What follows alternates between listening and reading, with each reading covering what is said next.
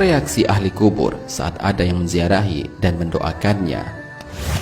Pada masa awal Islam, Rasulullah SAW pernah melarang praktik ziarah kubur seperti sekarang ini. Akan tetapi, kemudian Rasulullah SAW memperbolehkannya karena ada banyak manfaat dari ziarah kubur tersebut. Salah satunya adalah dapat melembutkan hati dan mengingatkan seseorang pada kematian. Hal ini sebagaimana dijelaskan dalam sebuah hadis. Dahulu aku pernah melarang kalian untuk berziarah kubur, namun sekarang ketahuilah, hendaklah kalian berziarah kubur, karena ia dapat melembutkan hati, membuat air mata berlinang, dan mengingatkan kalian akan akhirat. Namun jangan kalian mengatakan perkataan yang tidak layak ketika berziarah. Hadis riwayat Al-Hakim.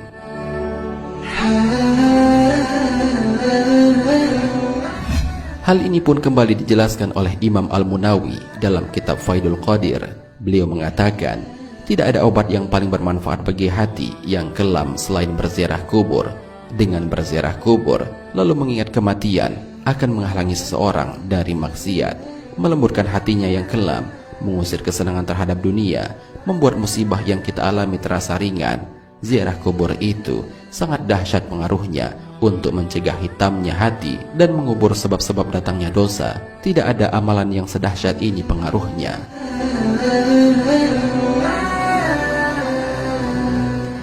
Dalam sebuah riwayat dijelaskan, salah seorang ulama salaf yang bernama Utsman bin Sawan bercerita tentang ibunya. Ia adalah seorang wanita yang ahli ibadah.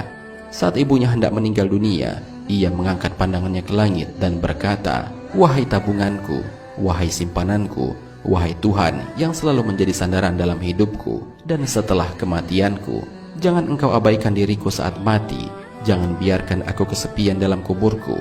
Kemudian ia meninggal dunia. Aku selalu berziarah ke makamnya setiap hari Jumat. Aku berdoa untuknya dan memohonkan ampunan baginya dan semua ahli kubur di sana. Pada suatu malam, aku bermimpi berjumpa dengan ibuku. Aku berkata, "Wahai ibuku, bagaimana keadaanmu?" Ia menjawab, "Wahai anakku, sesungguhnya kematian itu adalah kesusahan yang dahsyat. Aku alhamdulillah ada di alam barzah yang terpuji. Ranjangnya harum dan bantalnya terdiri dari tenunan kain sutra." Aku berkata, "Apakah ibu ada keperluan kepadaku?" Ia menjawab, "Iya. Janganlah engkau tinggalkan ziarah yang engkau lakukan pada kami. Sesungguhnya aku sangat senang dengan kedatanganmu pada hari Jumat saat berangkat dari keluargamu. Orang-orang bakal berkata kepadaku, 'Ini anakmu telah datang.' Lalu aku merasa senang dan orang-orang mati yang ada di sekitarku juga merasa senang."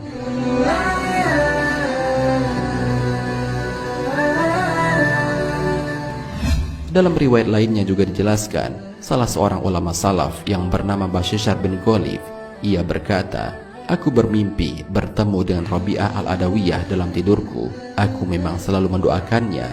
Dalam mimpi itu ia berkata kepadaku, 'Wahai Bashishar, hadiah-hadiahmu selalu sampai pada kami di atas piring dari cahaya, ditutupi dengan sapu tangan sutra.' Aku berkata, 'Bagaimana hal itu dapat terjadi?'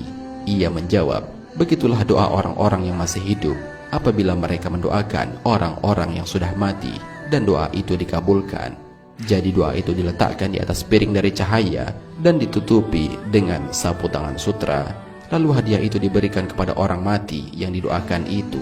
Lalu dikatakan kepadanya, 'Terimalah ini hadiah si fulan kepadamu.'"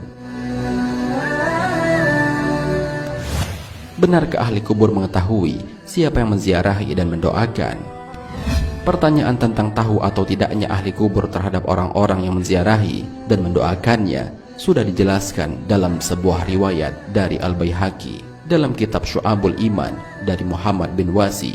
Ia menyebutkan, "Telah sampai kepadaku bahwa orang-orang yang telah meninggal mengetahui orang yang menziarahinya pada hari Jumat serta satu hari sebelum dan setelahnya." Hal ini juga ditegaskan oleh As-Sayuti sebagaimana riwayat Al-Ukaili dari Abu Hurairah.